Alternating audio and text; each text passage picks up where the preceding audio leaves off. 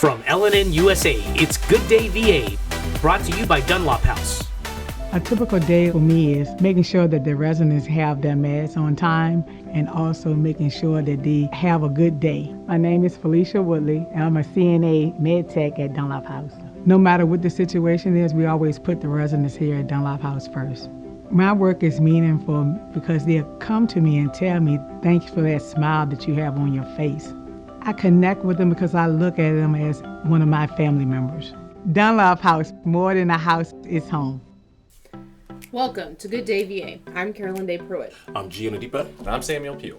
There's a lot happening in the Tri-Cities, and we're excited to jump into today's show. First up, G, what are we talking about today in sports? Well, we're going to talk about local basketball. The Cavaliers season has started this year, and we're ready to get into it. All right, Sam, what's happening in our other discussions today? We've got Petersburg Cavaliers coach Kyle Dixon in the studio today to talk about the new basketball season. Then we'll discuss an episode of South Park that made some waves in the past 2 weeks. All right, I think our viewers can guess which one we're talking about. We'll have all of that for you and more when we return.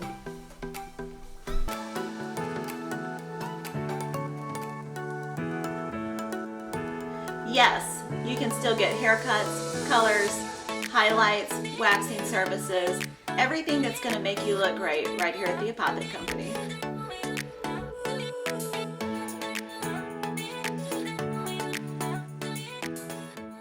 It's time you heard the best fried chicken doesn't come out of a bucket or a box. You'll find it fresh out of the deep fryers at Breeze Inn. Virginia's finest chicken. Succulent, juicy chicken with a crispy coating. Hungry for more? Try our pulled pork barbecue, real Philly cheesesteaks, and mouth-watering burgers. Home to Virginia's finest chicken. And oh yeah, we've got a convenience store too. Welcome back to Good Day VA. Let's take a look at this week's top headlines. The Virginia General Assembly adjourned on Saturday, February 25th, bringing the 2023 regular session to a close. Over 1,600 pieces of legislation were passed by the two chambers of the GA and will now head to the governor's desk for his signature, amendment, or veto.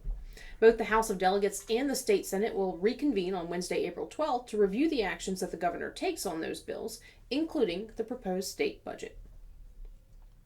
Garrison Coward, Senior Advisor for External Affairs in Governor Youngkin's administration, delivered an update on the Partnership for Petersburg on Wednesday, March 1st. Coward was featured as a speaker during a meeting of the Petersburg Republican Committee and offered information on the various initiatives that make up the program. Coward told attendees to expect new developments in the pursuit of a grocery store for the city's downtown area, currently a food desert, in the coming few weeks. The official website for the program is also expected to launch soon, bringing with it the opportunity for interested citizens to sign up to an email list to receive updates on the partnership via a newsletter. Sheriff Vanessa Crawford, Turning Point Mentor Group, and Petersburg Recreation hosted the first ever father-daughter dance at the Petersburg Public Library. Over 70 fathers accompanied their daughters to the formal event, which featured food, fun, and entertainment. Sheriff Crawford spoke about the sold-out event held last Saturday, February 25th. Good afternoon. We're so excited to be here this evening. This is an opportunity for fathers and daughters to get together and to bring the community together as well. We have over 75 young ladies with their dads and a few moms. But this is an exciting first opportunity for Petersburg, and it's wonderful that we can partner with these young men who have their own company as well. So thanks for sharing today. We hope to see many more events like this here in the city to bring our community together and to show that we all can get along and have fun. Late last week, Colonial Heights Public Schools announced the appointment of the district's interim superintendent.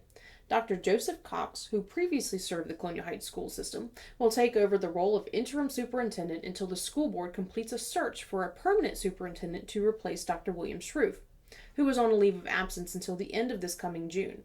The board confirmed in the announcement that it will work with the Virginia School Board Association to conduct that search for a new superintendent, but has not released any expectations for the timeline of that search.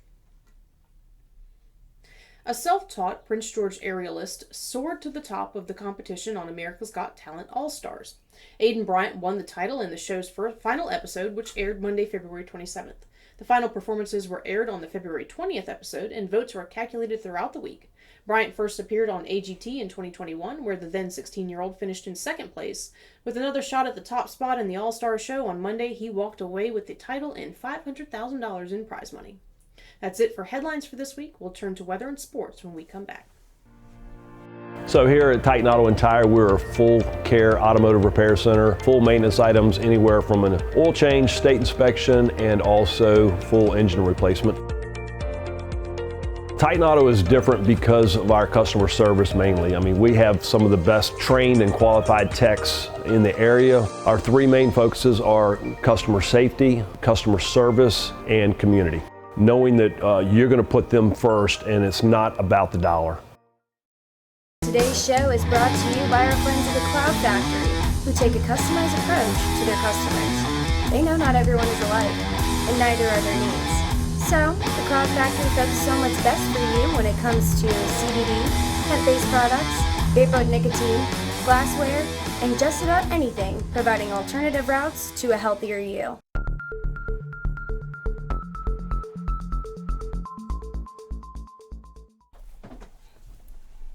Welcome back to Good Day VA. We'll dive into sports in a moment, but first let's get a check on weather from Chai. Ellen and Weather, brought to you by Petersburg Jewelers. This weekend starts off spring with a lot of mild weather coming up. Lots of sunshine. Friday is partly cloudy, but Saturday and Sunday are very sunny with temperatures identical for each of those 3 days. The high is 64.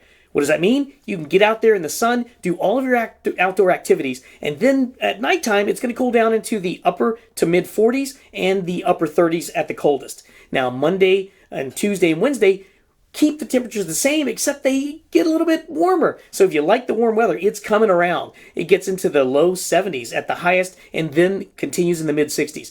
And it does cool down into the 50s and 40s. So what does this all mean? It means that if you want to do something, take advantage of it because the weather is going to be near ideal and picturesque with great spring-like conditions over the next 6 days. Whether it's raining diamonds or sapphire skies, add a little sparkle to your day with Petersburg Jewelers. Thanks, Chai. Take it away with sports, G. Well, we want to get into the Cavaliers seasons kicking off this year, but before we do that, I want to talk about celebrations, like athlete celebrations. Do you guys have any favorite ones?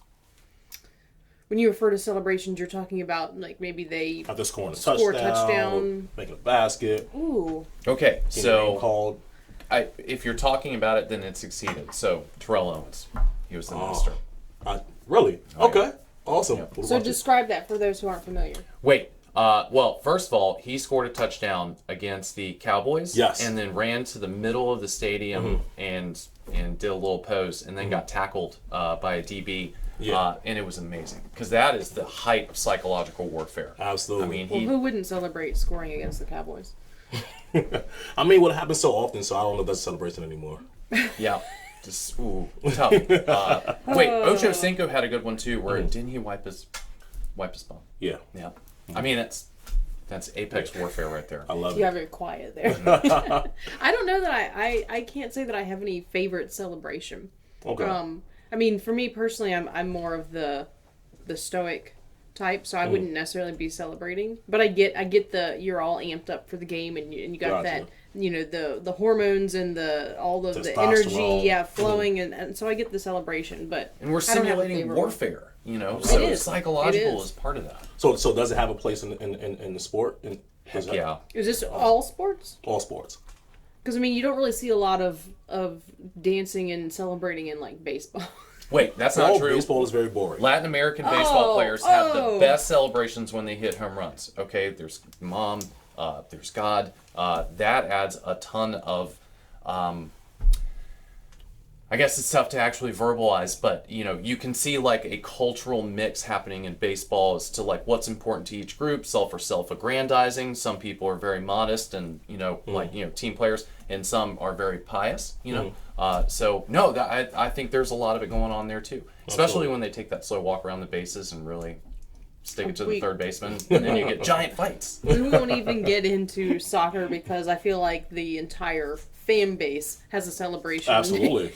Absolutely. Like the riots after the game. I thought you were going to say that was your favorite one. Rioting. I love it. So now, So, well, for me, I was a Randy Moss fan. I liked when he scored the touchdown and went over to the fans and put the ball behind his butt. It looked like he was pulling his pants down, like kiss my butt. Kind of stuff. It was fun. It was funny. It was funny. I liked it. Oh, I will say I like when they're the team's running down the field in football and then they jump up on the wall. And the they'll sometimes get a selfie with fans or something. Right, okay. And I like that. That's boring. I think It's great for the fans. I think about it if you were a fan and you were there and a player came and you were able to be like, hey, they're right here next to me. Okay. That would be awesome. I'll take that. And that's the point, because this is supposed to be an exhibition. It's supposed to be fun, and it's supposed to be a spectacle. So when people are so holier than thou, and they should score a touchdown and then get back to the huddle. That's just kind of outdated and old. Like, this is for TV. Let's do something crazy. Let's give them steroids. Let's let them celebrate. Let's do it. It's exciting. Are the steroids and celebrations, are they intertwined somehow?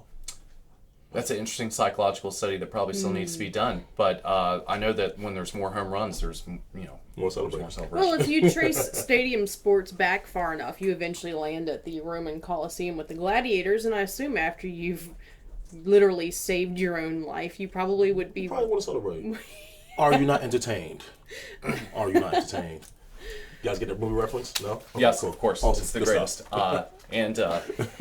Okay, so what about celebrations at a semi-professional level like college? Okay.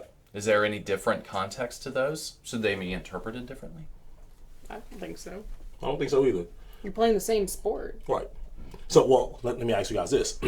You're doing it younger and less trained and developed. Although you're still trained and developed, don't get me wrong, but Right. But Exactly. you're not to the same level as like a pro league. Yeah, But you're not what- as accomplished. what message does that send scouts for professional, for the professional level? That's true. You have to think about it from both ways, because maybe it sends a little bit of a message of this person might have a bit of an ego or something like that. But does that inherently mean there's a different objective in college sports than exhibition and putting on a show? Like, is there some kind of Goal to reach a major league? Well, I would say yes. or subcurrent of like team building and representing a university, representing a different group of people. Right. I don't disagree with that. I don't know. Sense. Yeah. So, but you could also be looking at it like, hey, well, this guy's going to sell tickets for us, That's true. right? Yeah. And he definitely shouldn't get paid for it. Right. Well, I blacked out there. What they have started paying, college kids now. Awesome. I've seen some commercials pop up. Yeah. Kids are actually able to get endorsements and all that now. There's been a lot for the Good Feet store. Really? Yeah. Okay, cool. That guy gives me the creeps. So now, have you guys ever been offended by any, I guess, celebrations? It's hard to offend me, so no. Gotcha. No, and I think that's the place for it. And, Okay. it's like when people get mad at, like concert or like stadium filling concert artists, like a megastars, and they're like, oh, he's mean in real life.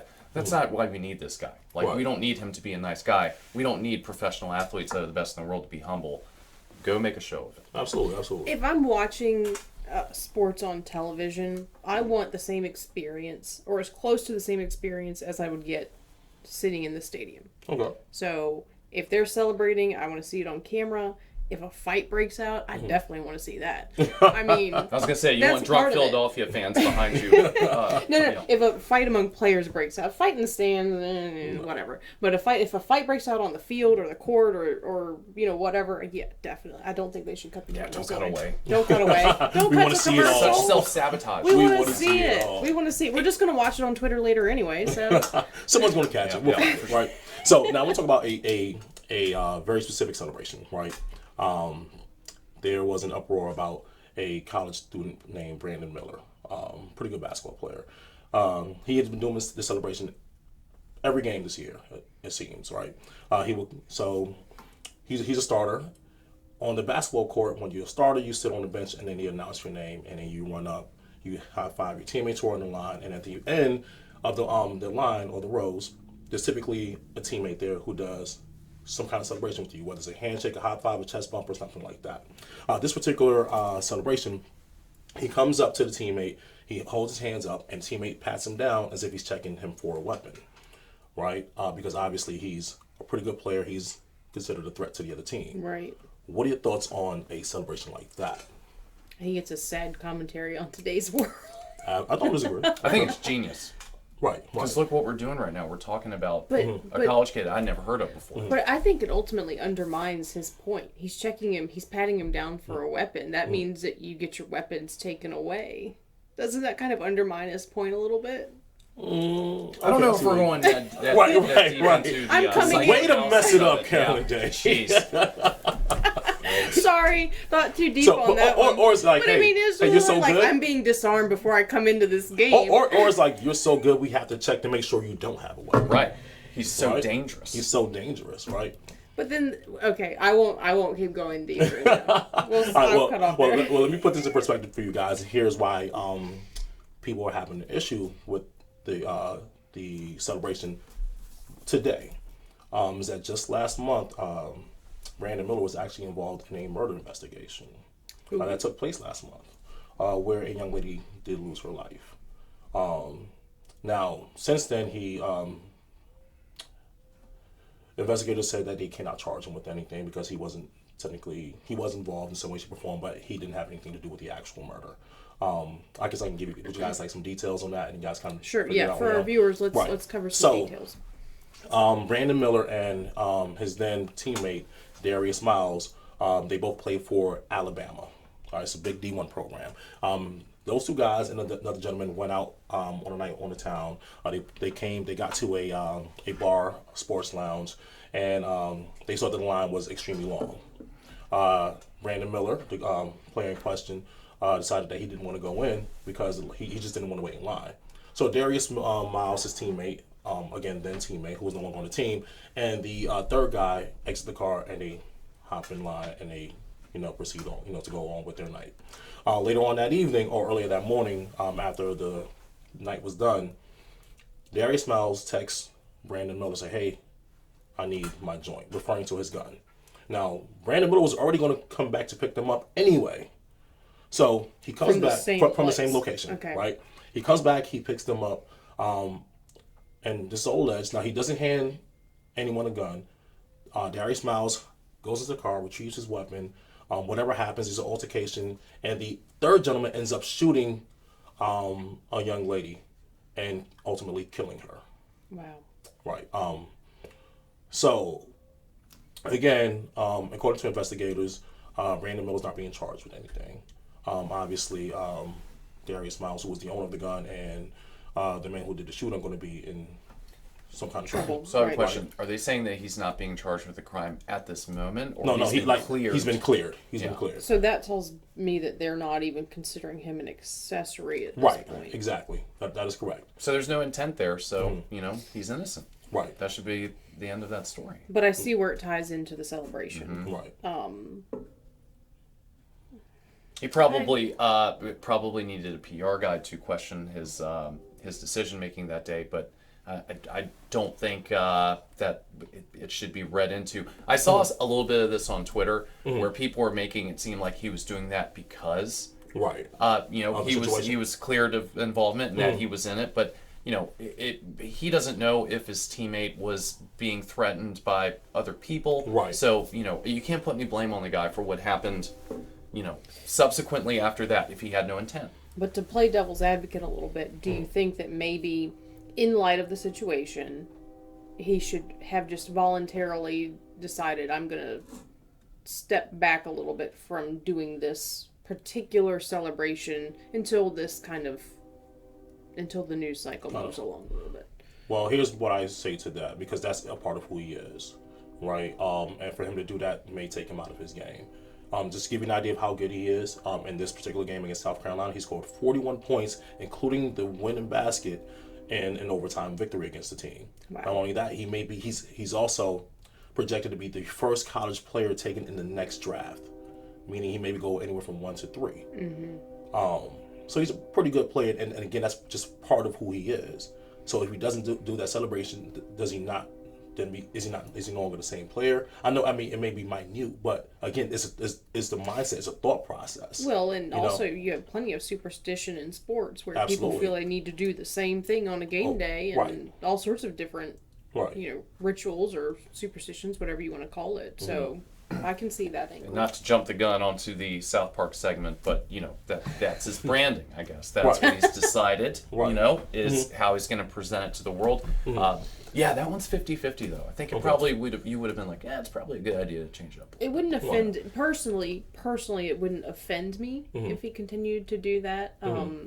I might kind of be like, oh, that's a little ironic, but at the same time, if he's been cleared, if the police have cleared him, then to me that speaks volumes. Right. He should probably voluntarily decide to do that too, right? To distance himself from that. Right, because you don't want that to become your identity, your branding. That could go along with him into the whole draft. Yeah, that's true. I mean, now does this hurt his stock?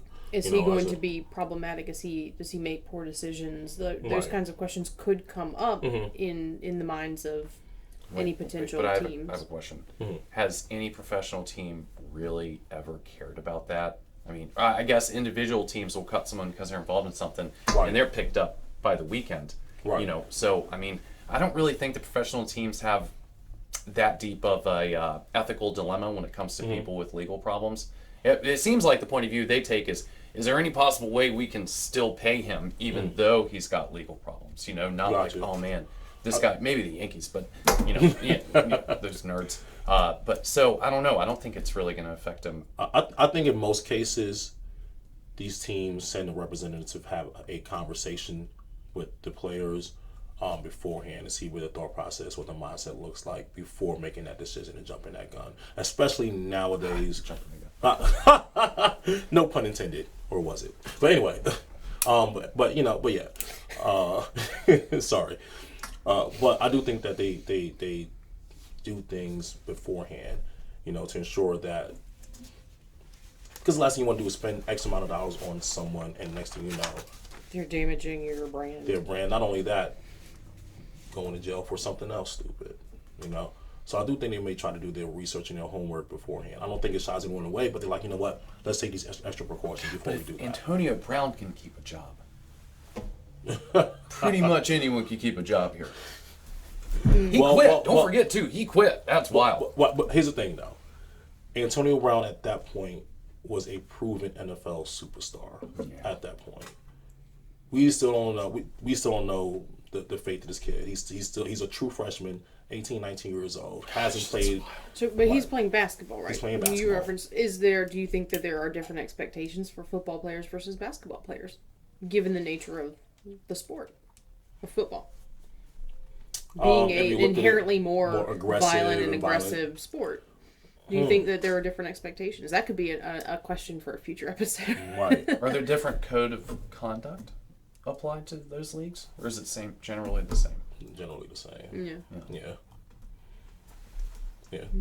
What? So, all in all, does he do this? Should he do the celebration or not? Personally, I think if he had already been doing it, if we'd have a problem with it then, we shouldn't have a problem with it now. I understand. Maybe it should be a personal decision to, like you said, distance yourself. But as an outsider, or I don't. If we'd have a problem with it before, I think whatever he does is correct. Yeah.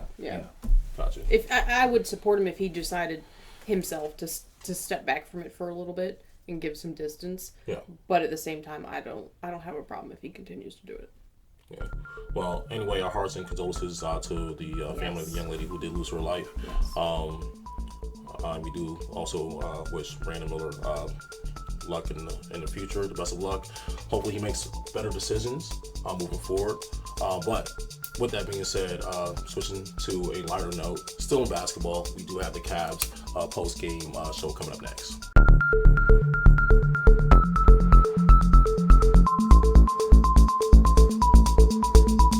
All right, we are in the 2023 first official Cavaliers postgame show. Shameless plug. Trace Nye with Next Door Radio. All right, and we're here with Elijah Moore. Elijah, first off, there's some questions that you may not have been coming back this year. It's good to see you. Was there any doubt with that, or were you thinking about it? A little bit. I was tired. I was just a little tired, but it's time to come back. All right, so now, Daniel, inter-team matchup today. What are some things that you saw that may have surprised you, and what are some things that you expected that seemed to be a good start to the season? wasn't really a surprise because the black team, we had more like people that have already been on the team, so we kind of gelled better, I think, than the other side. We had a lot of new guys on other teams, so I think just having them work, make sure they know how we play and getting integrated into the team. How'd you feel about those guys being new in their performance tonight? I think they did well. I mean, we expected to beat them, of course. So, but they played well for going against the veterans. So we just try to show them how we do things. But. Now we had a season last year where we had a very unselfish team. Mm-hmm. Team was very unified, played well together, never out of a game ever. Okay, bring home a championship. Do you feel the flavor of the chemistry of the team is it similar? Is it different? What's this year feeling like starting out early? It's a little different because we got some new guys that's probably going to get some minutes, so it's going to be a little different. So just got to make sure we keep getting our reps in that practice, and we'll be all right. Well, it's Elijah Moore on the Cavalier postgame show. Looking for ring number 2 this year. Yeah. All right, have a good one. Thanks, Elijah. Thanks, brother. All right, Cavalier postgame show. We are here with Coach Kyle Dixon, who was not on the bench tonight. No. I was off. What were we doing tonight with this guy over here? Yeah, I enjoyed it. I enjoyed you being over there. Man, I like that. That's encouraging. He enjoyed having me there. How much did he pay you? No, nothing. He ate the other half of the Twix bar, from what I understand. We tried to win that Twix, but we didn't get it. You know, we Not did. sponsored by that yet. We do need to get that sponsor. We decided to give the player of the game the Twix bar. Player of the game, and the player of the game was Keyshawn Morgan. 19 points today. Yeah. Led all scores of 19. And a Twix bar. And a Twix bar. Makes me want to be a Cavalier. I mean, listen. I tell you what, guys. As I was talking to Trey earlier, like I'm gonna have my hands full, trying to make sure that I can give minutes to all these players because it seems as though that we have a legitimate, good, at least 14 players right now. I don't know what we have with Walter and Jalil until they get back and get on the court, and so we can see what we have. But from top to bottom, I think we put together a really good team to defend the championship. We know what we received from last year for the the reigning champions there for Petersburg Cavaliers. Right. But I was impressed by the two guys today. We had Brown, of course. You had Sanders. Yes. They're fast. Right. They can get up. They can move down the court. Right. What do you think about those guys? I think those guys are accepting the challenge. Yep. Accepting the challenge. They know that right now this is their opportunity to do the best they can to whenever they get an opportunity to take that as a challenge to show how good they can be. And they're just putting all the effort and all the work in there. You should see it in practice. They're giving the person that's in front of them the challenge. They're challenging for their spot every day. Now, Coach, ideally, to put this in perspective, it looked like we had the starters against our bench. No. For a big part. We don't even know who the starters on the bench are. Well, we got players from last year. Yes. Then we got new players. Okay. Starters and bench. Now, how did you feel about how those guys performed tonight as being new to the system, new to the coaches, even putting together a couple runs during the course of the game that looked pretty good, looked like solid basketball? I think you're absolutely right in both those assessments that you made. One of the biggest things that I saw was conditioning.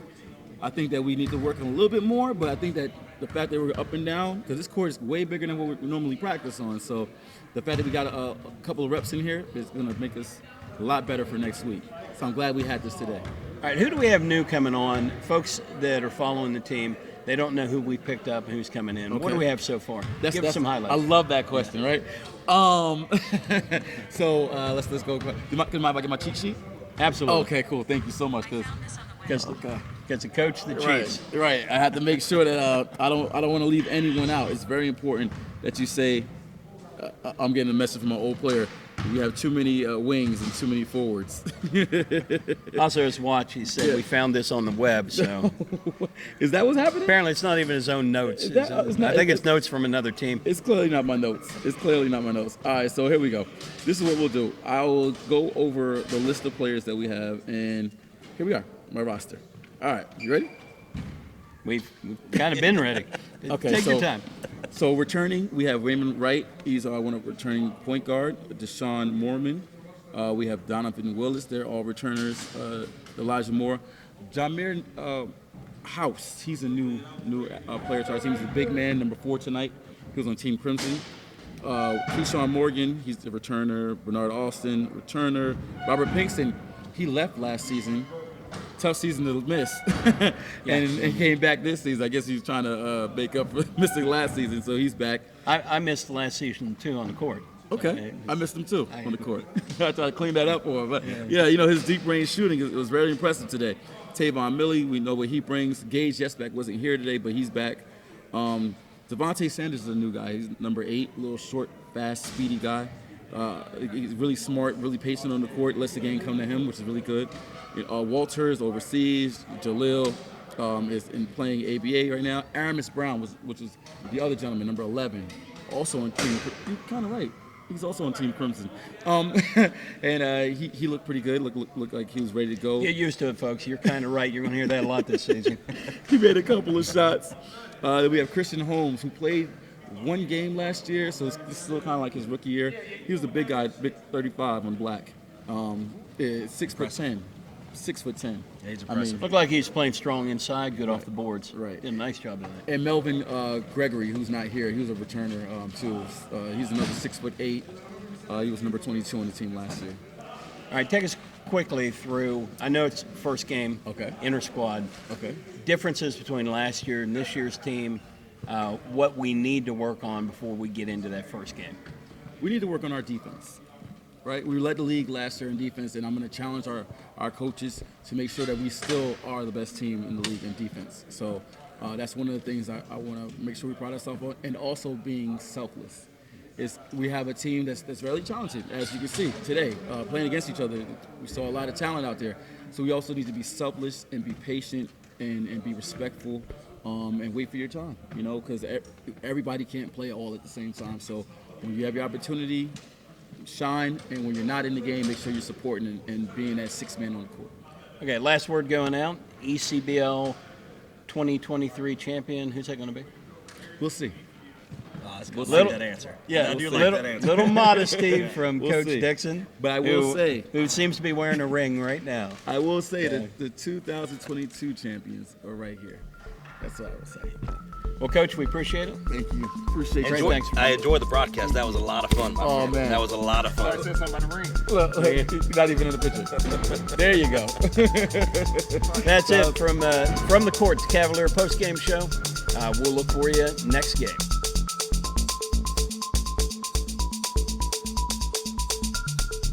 Hi, I'm Dr. Sandy Elba.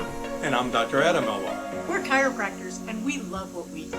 We change lives on a regular basis. We go from pain relief all the way to wellness. We work with the cause of the problem, we help solve the problem, and put your life on a whole different path. If you're concerned about your health in any way, or you just want to be healthier all the way around, come see us, Chester Family Chiropractic Center. There's no place like home. That's why BSV created a simple online process where you can easily get pre-qualified for a home loan without entering a branch. Visit bsvnet.com and see how much you qualify for. Be a homebody with no sweat mortgages from BSV. Welcome back. Kyle Dixon heads up the Petersburg Cavaliers, the 2022 East Coast basketball champions. Kyle, thank you for joining us today and welcome to the studio. Thank you. Appreciate you guys having me here. All right. Awesome. So the Cavaliers excelled last year and walked away from the season with the title ECBL South champions. Mm-hmm. What are you and the players' expectations for the 2023 season? Do it again. Very simple. I like it. How That's hard, simple though? plan. Huh? How hard, though? Well, I mean, How hard are you going to do it again? how hard are we going to do it again? I thought you were going to say how hard is it to do it again. No, it's not. But how hard extremely hard. Good. Yeah, we're gonna go at it. We're definitely gonna go at it. But no, it's not as easy as it sounds. I'm sure every team decided to get better, and nobody's just gonna stay the same. So we're just gonna face every game as a new challenge and try our best to win it. Sounds good. So, have you guys gotten better? If so, in what way, shape, or form? I think that I'm not going to say that we gotten better. I think that we're a different team than we were last year. I think that just like all teams, we're going to face some challenges, gelling and getting the rhythm of everything in the beginning, and then I think we'll figure some things out. Middle of the season type. Yeah, we'll get better on that time. So has the roster changed for this season? Absolutely, the roster has changed. We have about 7 new players. Oh, wow. Yeah, and I say about 8 or 9 returners. So we have a good core, but the new players just got to get adapted to our the way our playing style. That's why I said that maybe later on, like maybe middle of the season, probably see a good chemistry, see our best team. So what's the 2023 starting lineup? The 2023 starting lineup. Wow, they don't even know it yet, but I'll share with LNN, right? Because we're special. We're getting exclusive secrets. So it's going to change though, game to game, depending on the situation. Right? Sure. But right now we have Wayman Wright. His nickname is Snap. He's going to be playing the point guard. We have Deshaun Mormon. His nickname is Day Day. We have a lot of nicknames. He's going to be playing the 2 guard. Then we have Elijah Moore, who's a returner. Returning. Yeah. Actually, Elijah Moore has 890 points. Awesome. So he's closing the gap between himself and LeBron James there. No, not LeBron. Not LeBron. But he is closing the gap, though, between 1,000. He'll be our first player to ever score 1,000 points. So awesome. Hopefully something special happens for him. What is his nickname? Oh, ERM. Yeah. And obviously, I like that. All right. And then we have Jameer House. We call him Amir. And Gage Yesback. We call him Muscle. That's my nickname. The Muscle, right? Okay. I figured. Yeah. So that's our starting 5.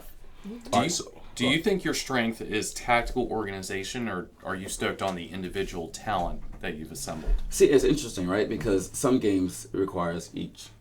Some games you have to be very tactical on how you want to approach the game and what their other team is good at, what their strengths at, take that away.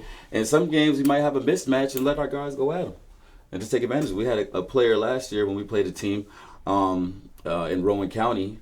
One of our guys, one of our role players, one of our guys off the bench, he came in there at 29 points. It was his night, so we just let him go. Absolutely.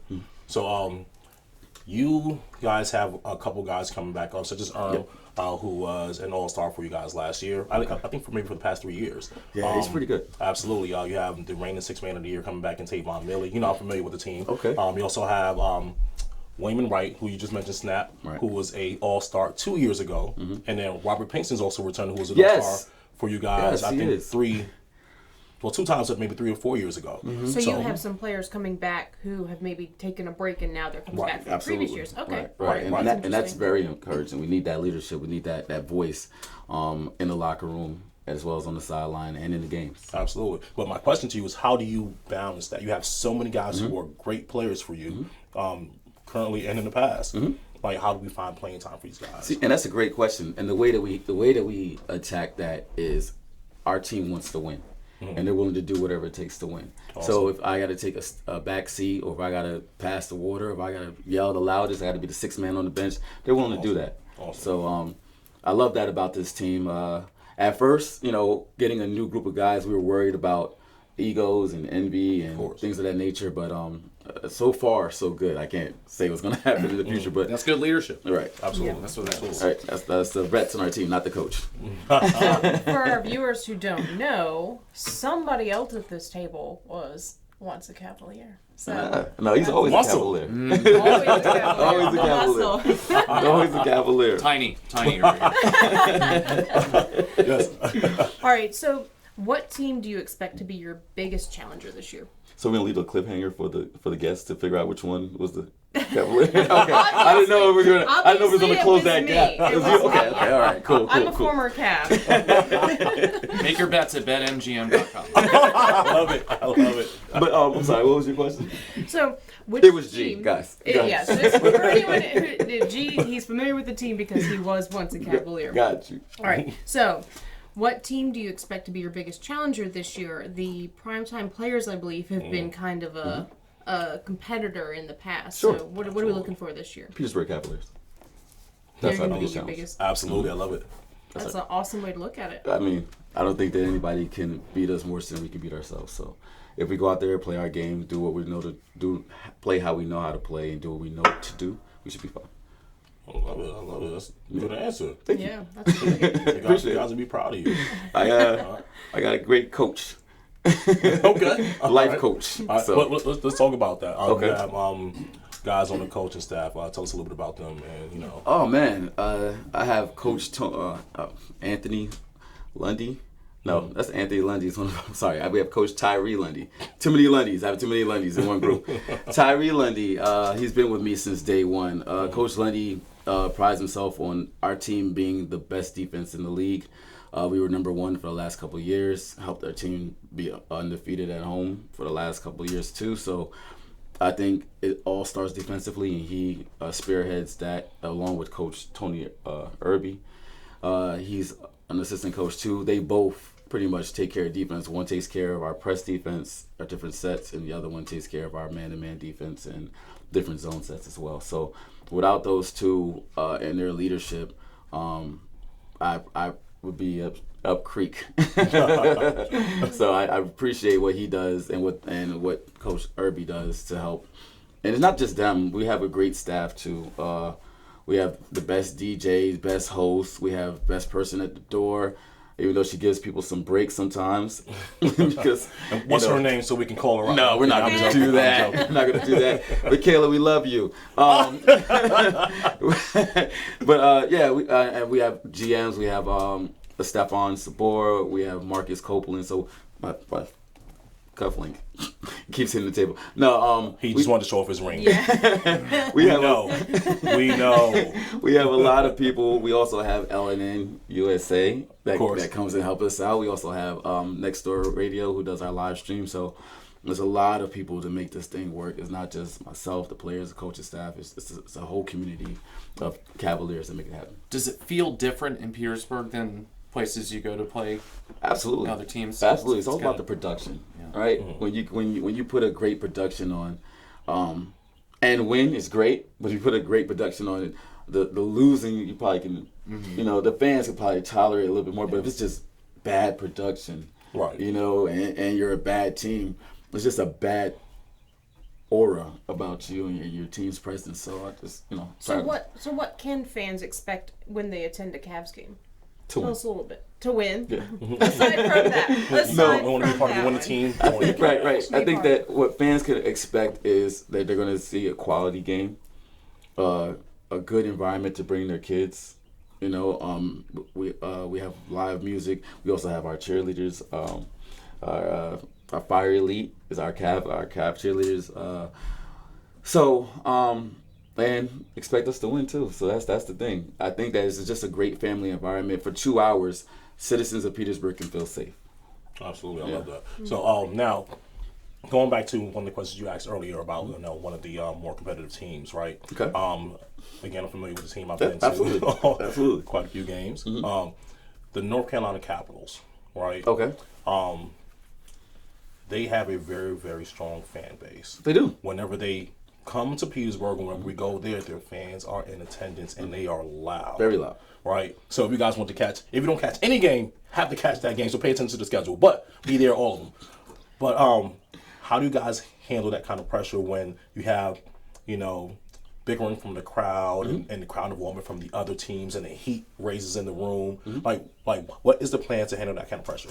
See, the plan is listen to your leadership, both on and off the court, trust each other. Whenever we're shooting free throws, huddle up, talk, and just reset. Make sure you maintain your bearings and just go out there and compete as hard as you can. Absolutely. So speaking of, go ahead. I'm sorry. Oh, and to mention, not to mention. Excuse me. Can I say that? Did I say it right? Not to it sounded good. How about this? Not to leave out. There we go. Not to leave out. The Hampton Road Warriors are back, and their fan base is very huge. They bring a bus every time they travel. So they're a bus just for fans. Yeah, absolutely.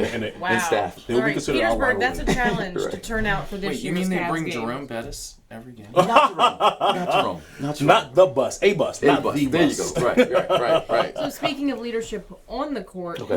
who is captaining the team this year? The two captains that we have is Deshaun Mormon and Elijah Moore. Okay.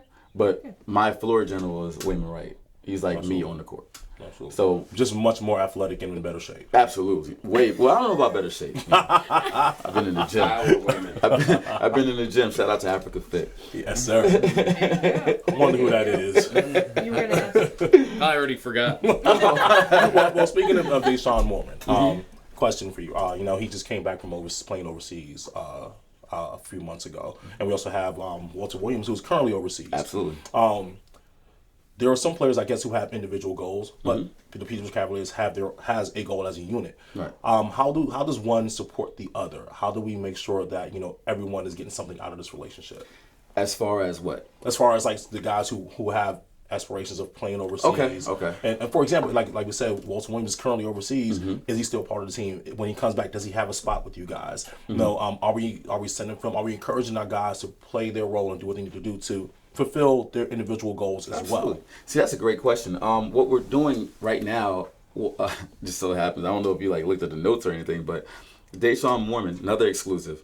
Deshaun Mormon is going to play this game this Saturday, and then he's going to go back to Africa to the BAL League, and he won't be back till about May. So it's going to be a little rough not having him, but we're very happy for him, excited. The BAL is like the NBA Africa, so and he was an All-Star last year, so that's great news for him. Absolutely. And we'll make sure that we maintain the ship until he gets back.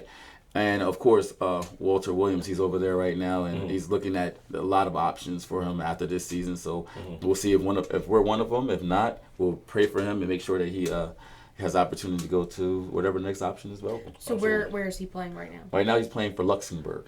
Okay. But it also makes you guys look good as an organization, being able to send guys overseas. You know, it's a good thing. But with you guys missing both Walter and possibly, Day, myself and Muscle here were available. I mean, yes, absolutely. You see, the thing is, we were thinking about asking a guy named, I don't know if you know, Craig Richards. You know him? No? He's trash. Don't do it. Don't do it. All right. No awards from that guy. Don't do it to yourself. All right. We want to win. Muscle and G. Got it. There we go. Tiny G. Tiny G. Tiny G and Muscle. Got it. Locked down. All right. Well, thank you to our viewers for tuning into the show. If you want to be notified when our new videos drop on YouTube, be sure to click the subscribe button and the notification bell. When Good Day VA returns, Chai Gallahan will join us at the table to talk South Park and the British monarchy. It's time you heard the best fried chicken doesn't come out of a bucket or a box. You'll find it fresh out of the deep fryers at Breeze Inn. Virginia's finest chicken. Succulent, juicy chicken with a crispy coating. Hungry for more? Try our pulled pork barbecue, real Philly cheesesteaks, and mouth-watering burgers. Home to Virginia's finest chicken. And oh yeah, we've got a convenience store too. Welcome back and welcome, Chai. Thanks. There's been a lot of chatter in the past couple of weeks as everyone discusses a South Park episode centered around Prince Harry and Meghan Markle called the Worldwide Privacy Tour, and we are going to discuss that today. South Park is a very interesting cartoon. It is like the pinnacle of modern comedic satire, and that's rare to find these days where they anyone is a target. And so they went after the royals here in this episode, the Worldwide Privacy Tour. Hilarious. I started watching South Park when it first came out in the first several seasons. Then other things happened. I didn't have time to watch it. But apparently they have been going along powerfully since then. And I happened to see this episode because it came to my attention, and it is just as funny, if not more so, than it ever was. A lot of people are saying this is because we're 20-some seasons into South Park. Wow. It's been on for a very long time.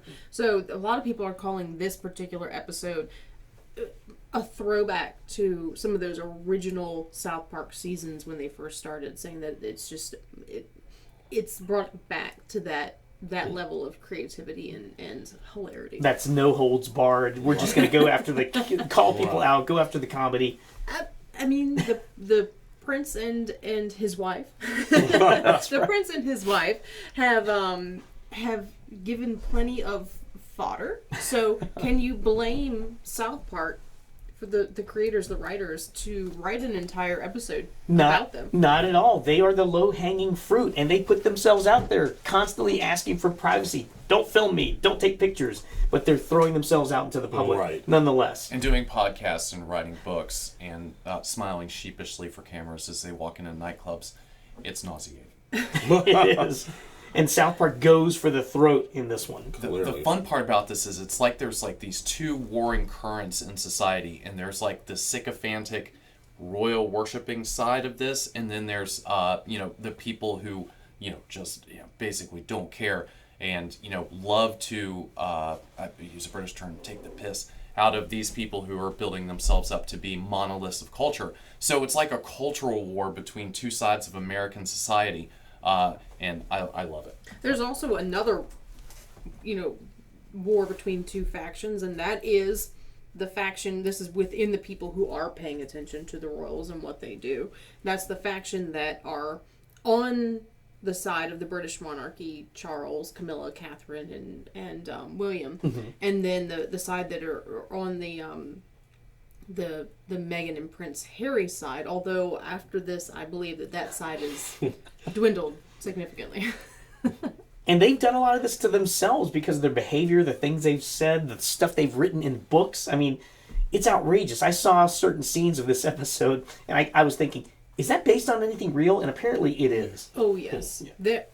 I don't think that there are any scenes in that episode that are not based. They got the level of detail so accurate on this. There's a scene when Kyle goes to walk into his house. And is it Kyle? No, which one? Who is it? Is it Kyle? Stan Stan goes to walk into his house, and his whole door and the surrounding area of the wall of his house is plastered in photos. And if you pause that and analyze it, every single one of those is an accurate magazine cover, podcast thumbnail, everything that Meghan and Harry have done. So it's not just stuff they made up. They did not make it up. The dresses and the hats. Everything is the same. In fact, the outfit that she's wearing throughout the episode with the kind of slanted pink hat with the off the shoulder, that's a dress that she wore. The level of detail that they went to for this is amazing. Wow. So you're actually pausing the show.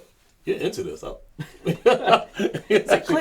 So you can watch like because if you watch like videos on YouTube where people have gone in and really analyzed it down to that level of detail, you find some interesting little pieces that you don't necessarily catch just watching it. Right, gotcha. So this is a pretty big thing then. So there are other people out there actually breaking these things down and putting up their own YouTube channels and videos South Park analyzing is this. Basically a modern Jonathan Swift. So they are almost the untouchable satire of our age. So yes, they have an opportunity to go after everybody and all the they can be as iconoclastic as humanly possible, and and they don't get canceled. So this is our one chance to go after these people. Absolutely. You know what I mean? The ones that are too big to touch. Yeah, to be ridiculed. They've been around for over 20 years, right? Yeah, or 20 seasons? Yeah.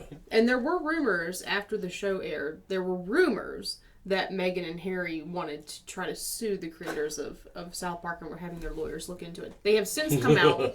I think that they realized, if they thought about that, I think they realized it was going to be pointless. But they have since come out and said that they were in fact not planning to sue. Of course you But how do I guess creators of shows like this get past those things?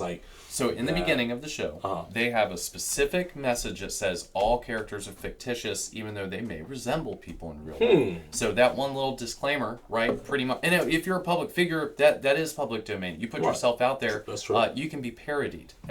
You just have to.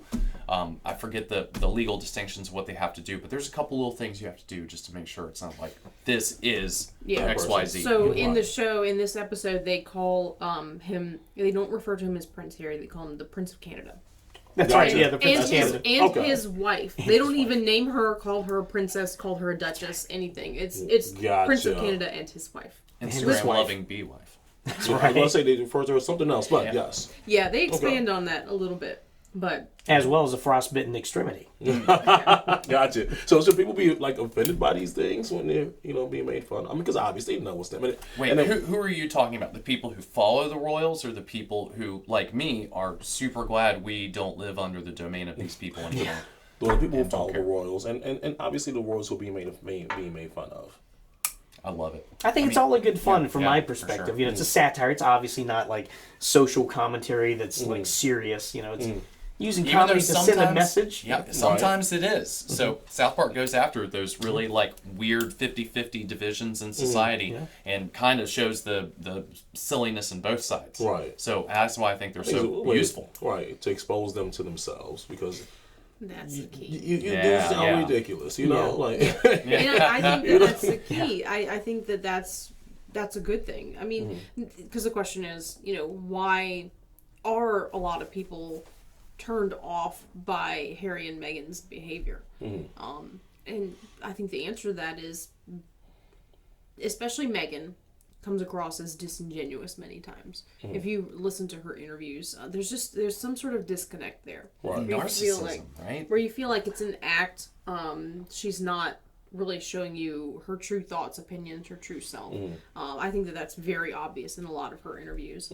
But they've also been caught in lies. Right. They lost a lawsuit in England because she lied about something. Right. And also there's lots of reports that have come out of the palace about her being very nasty to those beneath her. Gotcha. So You'd have no other way. That's the impression I get. That's part of the experience of the Yeah, royal for experience, sure. right? Yeah. Right? Especially when you're new to it, you're like, I want to test my powers. You get This was in the the orientation. sermons. I get to do that. But the reality is those people, they work for them. They have high staff turnover. Okay. Meghan and Harry have okay, them high specifically. staff turnover. Okay. Yes. But when they shared staff with William and Catherine, they, they're sharing staff. There's going to be stories told and reports of and etc. And at that point, I mean, turnover wise, I don't know that a lot happened at that point because you were still working for more than just Harry and Meghan. But since they have left and gone to California, by way of Canada. Wait, they have a palace in California now? They have a huge multi-million-dollar mansion in Montecito, California. Awesome. And you know what? That is just the wisest thing I think I've heard is that's who you are, is how you treat people when there's no consequences. And that's how you see someone's soul. I personally think that Meghan had a very Disney impression of what it meant to be a royal. The royal family, yes, they live in the palaces and the castles and all. They live, they're supplied by taxpayer money. They're supported by taxpayer money. But they do have duties. And working royals are expected to show up at events. I think it's an estimated they work about 2,000 events a year. Really? That they show up. They're patrons of different funds and charities and even sports teams. And so they'll go and they'll they say William's the patron of the Welsh football soccer team. Then he will make appearances at one or two or more games among all the other things that they're doing for different charities, different organizations, different efforts that are close to their hearts.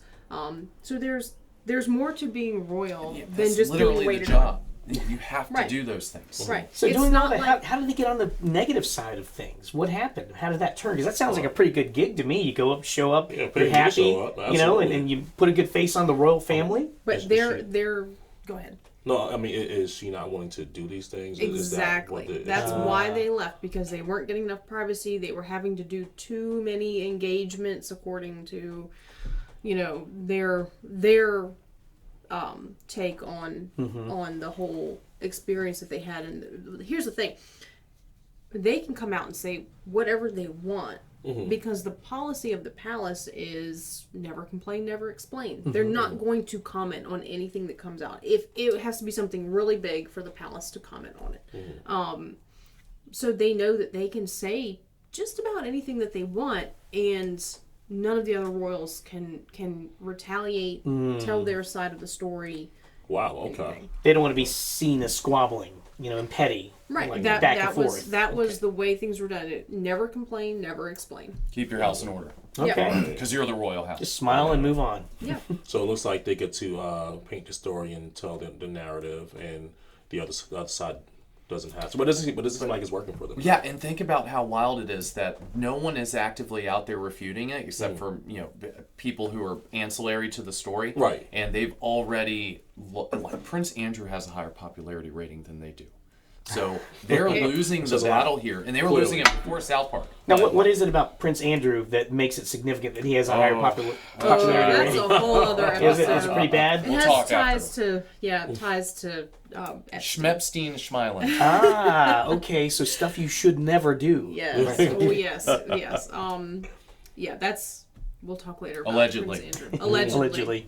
Well, do you guys think that what we have happening here, in terms of, I guess, Harry and his wife wanting to separate, is that more powered by Meghan, or is it, Harry, like, hey, I'm tired of this lifestyle, or is it more so him being How do you get tired of that? Right. How do you okay, get tired okay. of that lifestyle? Yeah, right. So you don't have to work. You just go and you Let's find show some soccer games. Wait. Who wouldn't love to find charities that speak to their heart and be able to go out and do good work on behalf of those things? And that's your job. Okay, right, because you're a good person, so that's how you think. But when you are raised in the spotlight in a palace by hundreds of people who work for you, that's not good for your psychology. And so this guy has probably grown up in a way that we can't even relate to as regular peasants.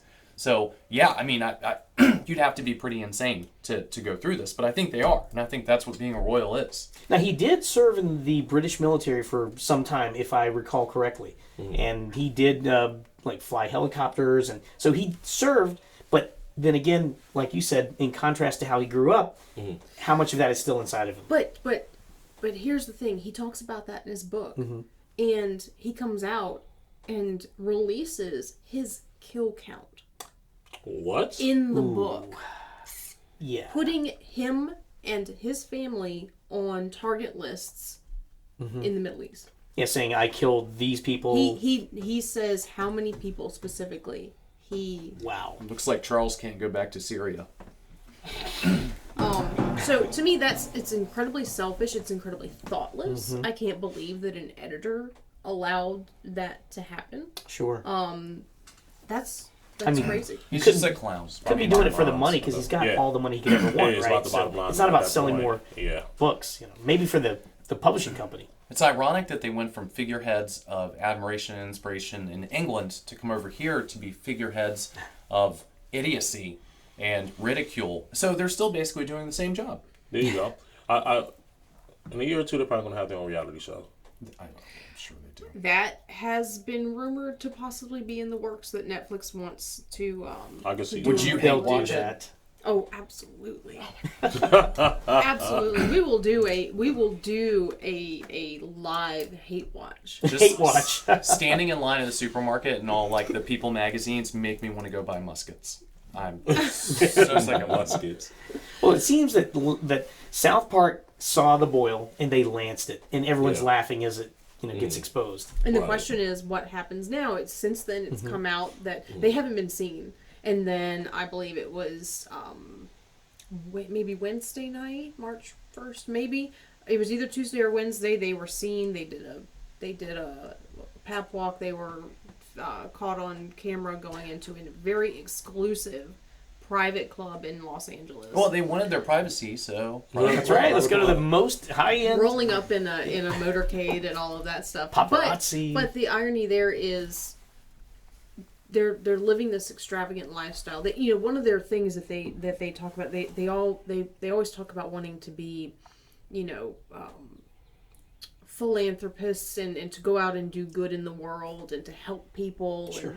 And they've done certain trips. There's no doubt of that. They've been all over the world.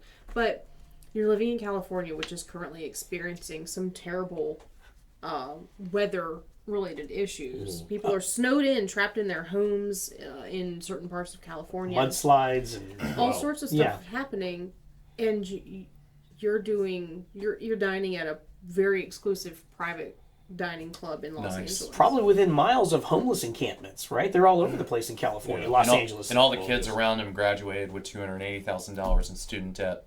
And they strolled out of England into, didn't they get millions of dollars for those podcasts in that book? Well, he inherited millions from his mother, his great-grandmother, the Queen Mother.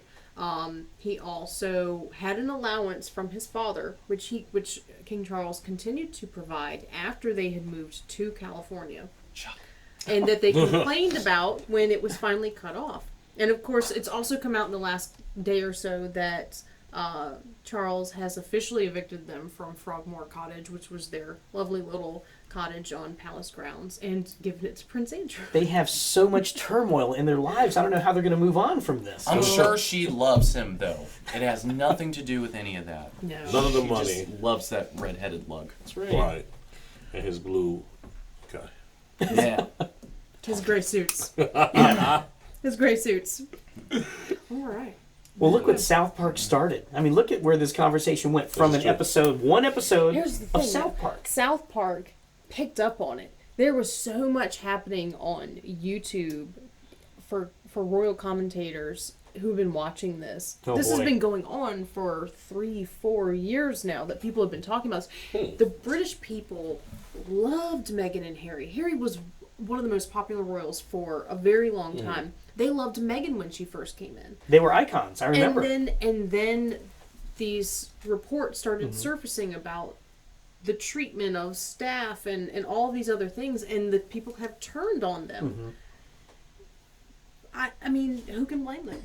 Can you really blame them for turning on the people who your taxpayer money is supporting, and they are complaining that they can't just get your money and live off of it, that they actually have to go out and make a few red carpet strolls every once in a while in return? Well, people realize they lead pampered lives. All royalty does. They do. And we realize that. And the Brits realize that. But when you have those pampered people complaining about it and not wanting to carry out their end of it and give you a show, give you the good feeling about royalty, I would see them turning on them.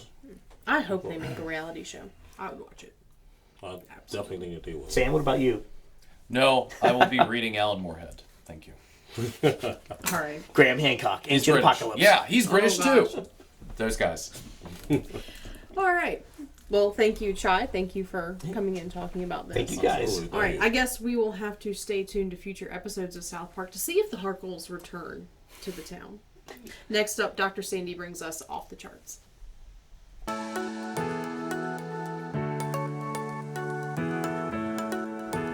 Yes, you can still get haircuts, colors, highlights, waxing services, everything that's going to make you look great right here at the Apothic Company.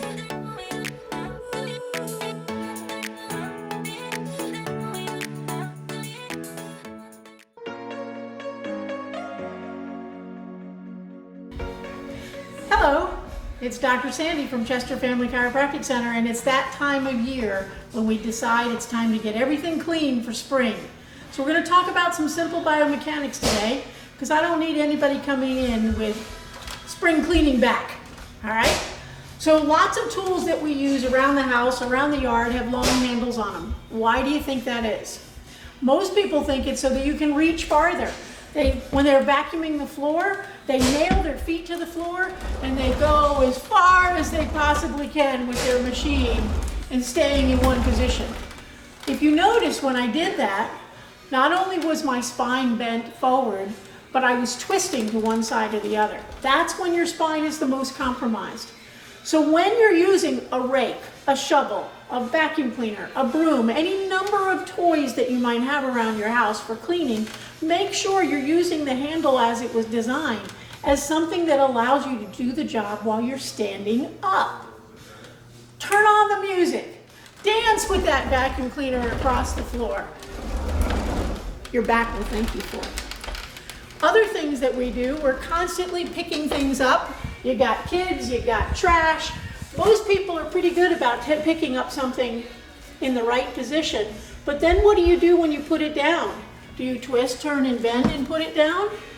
You need to be able to address whatever it is straight on. Dr. Adam always says, keep your nose between your toes. Make sure that you're using the muscles of your legs to do all of the hard work, not the muscles of your back. They're designed to hold you upright, not to do work. So we're bending straight forward, we're picking up the object, we're keeping it close to the frame of your body. Not out here, it weighs so much more. Well, technically it weighs the same, but it feels like the weight is so much more intense when it's out in front of you rather than where it needs to be nice and close. Take the object where you need it to go and still use your legs and your knees to put the object down. These simple things, if you think about the things you do throughout your day, you'll be amazed how often you're doing them. Do them right, save your spine. Have a great day. That's it for this week's show. We appreciate all of our viewers and thank you for tuning in. Now, if you enjoyed the show, be sure to subscribe to LNN USA on YouTube and follow us on Instagram and Facebook. And a big thank you to all of our sponsors, especially Dunlop House, for making the show possible. We'll see you next Friday. Have a good day, VA.